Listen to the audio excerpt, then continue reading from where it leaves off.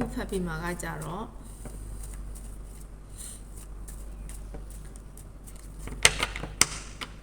အိမ်ထောင်ရှိတဲ့လူတွေအတွက်ပေါ့နော်အိမ်ထောင်ရှိတဲ့လူတွေအတွက်အိမ်ထောင်ရှိပြီးတော့အစင်မပြေဖြစ်နေတဲ့လူတွေအတွက်ပေါ့နော်အိမ်ထောင်ရှိပြီးတော့အစင်မပြေဖြစ်နေတဲ့လူတွေအတွက်ဖတ်ပေးပါမယ်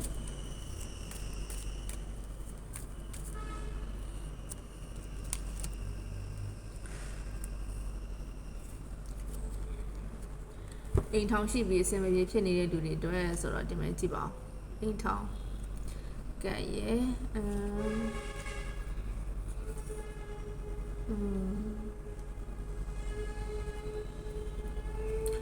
ိမ်ထောင်ရှိနေတဲ့လူတွေအစင်မပြေဘူးဆိုတာဘာကြောင့်လဲဆိုတော့ဒီမှာ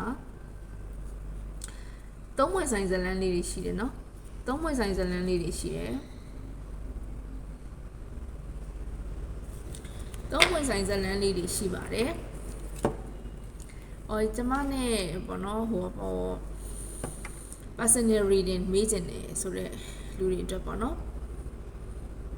8993334338 Viber ကနေ message ပို့လာပါ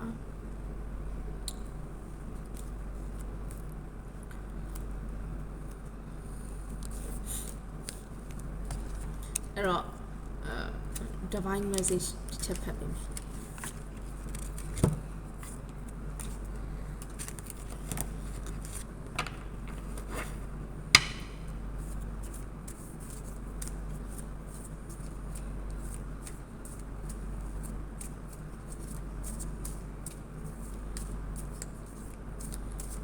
အိမ်ထောင်ရှိပြီးတော့အစင်မပြေဖြစ်နေတဲ့လူလေးတွေအတွက်ကာမတဲ့ကာမ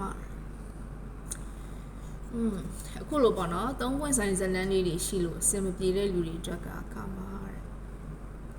နော်ကာမဆိုတဲ့ကံမှာကြည့်လိုက်ပါ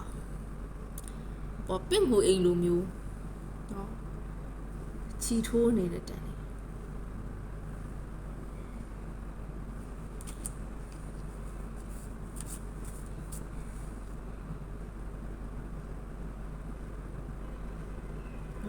နော်အဓိပ္ပာယ်ရှိလိုက်တာစာသားလေးရလဲလေဒီမှာဖတ်ပြမယ်နော် There is nothing from a past life that can be addressed in the current life နော်အဓိပ္ပာယ်ရှိတယ်အတိတ်ဘဝတွေတုန်းကတဲ့နော်ဘာမှမကောင်းတာမလုပ်ခဲ့ဘူးဆိုရင်တဲ့ can be addressed in the current life တဲ့အခုလက်ရှိဘဝကိုလိုက်လာစရာအကြောင်းမရှိ address ဆိုတာဘာလဲဆိုတော့ဒါအင်္ဂလိပ်လိုပြောရင်တော့ဒါလိပ်စာပေါ့စီလျော်အောင်ဘာသာပြန်မယ်ဆိုလို့ရှိရင်တော့အတိတ်တုန်းက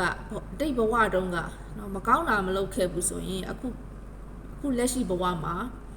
အဲ့ဒီအရာတွေခံစားစရာမလိုဘူးလို့ပြောတာနော်အတိတ်ဘဝတော့ကကောင်းတာတွေလုပ်ခဲ့တာပဲဖြစ်ဖြစ်ဆိုးတာတွေလုပ်ခဲ့တာပဲဖြစ်ဖြစ်အခုလက်ရှိဘဝမှာကိုကလိပ်စာမပေးခဲ့လေနော်ကိုယ့်ရဲ့အိမ်လိပ်စာမပေးခဲ့လေကိုယ့်ရဲ့ကောင်းခြင်းဆိုးခြင်းတွေအကုန်လိုက်လာမှာအဲ့ဒီပဲကိုပြောတာနော်အဲ့တော့ဒါဒီနော်ကမ္မပေါ့နော်ကမ္မကံအကြောင်းတရားကြောင့်နော်ကံကြွေးဝေကြွေးကြောင့်ဆုံးရတယ်အဲ့ဒါဆိုတော့နော်လက်ရှိအိမ်အောင်ရှိတဲ့လူလေးတွေအတွက်နော်အဲ့သုံးပွင့်ဆိုင်ဇလန်းမှာဘလို့အခြေအနေဆက်ဖြစ်လာလဲကြည့်ပေးမယ်သုံးပွင့်ဆိုင်ဇလန်းမှာဘလို့အခြေအနေဆက်ဖြစ်လာဖို့ရှိလဲပြပေးပါ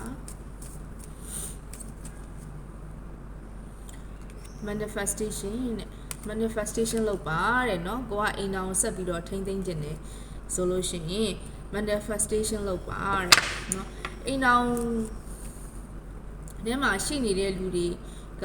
အဲ့ဒီအိမ်အောင်ဆက်ပြီးတော့အဆင်ပြေခြင်းတယ်ဆိုရင် manifestation လုပ်ပါတဲ့เนาะပြီးတဲ့အခါကျ the gardener လို့ပြတဲ့အတွက်ကြောင့်ကြည့်နေတဲ့လူလေးတွေရဲ့တစ်ဖက်အိမ်အောင်ဘက်တီ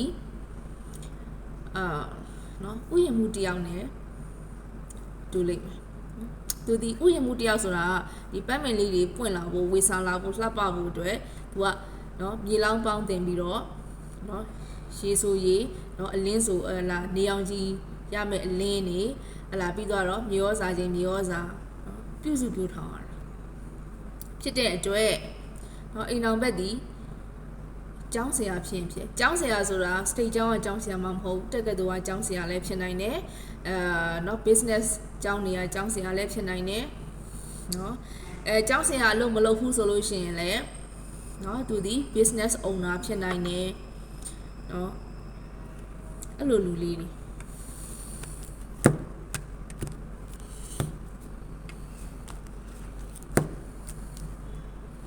နော်အဲ့တော့ manifestation လုပ်ပါတဲ့နော်ခုလိုကြုံနေရတာဒီမိမိရဲ့နော်ကံကြောင့်တရားကြောင့်အဲ့တော့ဘာလုပ်ရမလဲဆိုရင်ဘာသာရေးများများလုပ်ပါကောင်းမှုကုသိုလ်များများလုပ်ပါ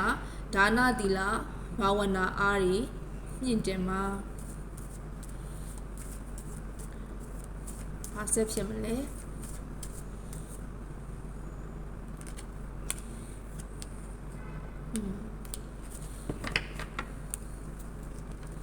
လောလောဆယ်တော့အစင်မပြေနိုင်သေးဘူး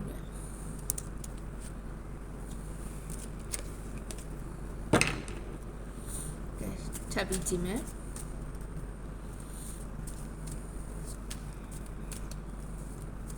အဲ့တော့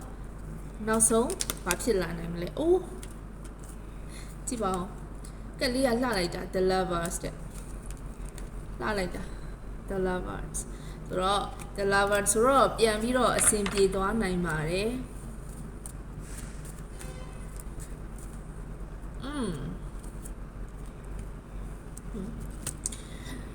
ပြန်ပြီးတော့အဆင်ပြေသွားနိုင်ပါတယ်ကြည်နေတဲ့လူလေးတွေဘက်ကအမျိုးသမီးဖြစ်တယ်ဆိုရင်သူ့မှာဝန်တော့ဝန်ပိုးပေါ့နော်ဝန်တော့ဝန်ပိုးတွေထမ်းထားရတယ်เนาะသားသမီးရှိတယ်ဆိုရင်သားသမီးရဲ့ကျောင်းစရိတ်တို့သားသမီးရဲ့တာဝန်တို့ပေါ့နော်စာဝတ်နေရေးတို့ပေါ့နော်စသဖြင့်သူတာဝန်ထမ်းဆောင်နေရတာသူ့မှာဝန်တော့ဝန်ပိုးတွေနဲ့နော်ဟိုပေါ့ကိုပိုင်ဝင်ငွေရှိတယ်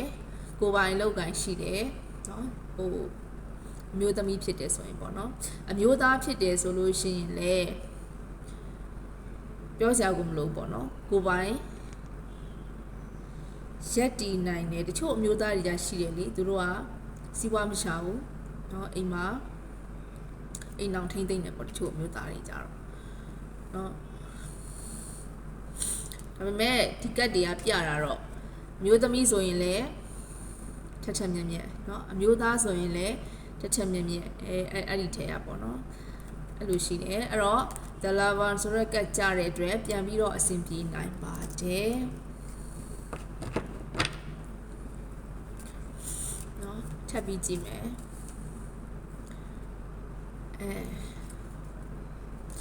Five of Pentacles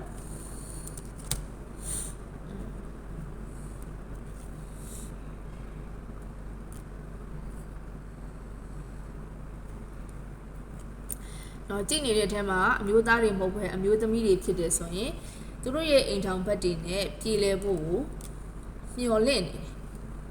နော်မျှော်လင့်နေတယ်အဲ့လိုရှိတယ်နော်အဆင်ပြေဖို့တော့ရှိတယ်နော် manifestation လုပ်ပါ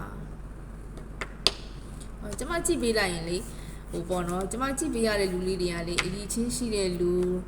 ထက်ထက်မြက်မြက်ရှိတဲ့လူတွေဆိုတော့အရင်အားရှိတာပဲနော် energy ကတ်တွေကလည်းအဲ့လိုပဲပြတယ်နော်အဆင်ပြေကြပါစေကျွန်မနဲ့ personal reading ကြည့်နေတယ်ဆိုရင်Viber ပေါ့နော်8993334338ပေါ့နော်အဲ့ဒါနဲ့ message ပို့ပေးပါ